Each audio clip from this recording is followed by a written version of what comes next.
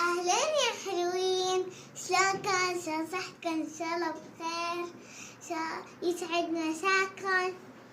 طبعا حنعرفكن عن حيواناتنا في البيت.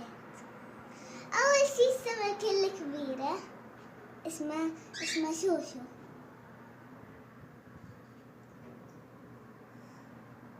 حاطين عليها زرع عشان هو النوع بنحط معاه زرع. وعندنا عصفور كروان نحن عرفنا عليه، وهو ميتو نحن عرفنا عليه وصورناه هو نعسان.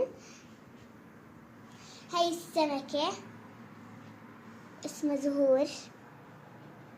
هاي السمكة الصفراء الخضرة، هاي صفراء على أخضر لإلي، اسمها فرفوشة. وهاي اسمها سوسو، وهاي اسمها زهرة.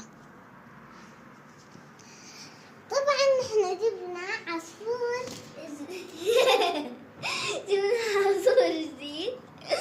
هو العصفور الكروان، هو نوعين، نوع عصفور كروان هذا الأصفر عصفور كروان، وهذا عصفور روز.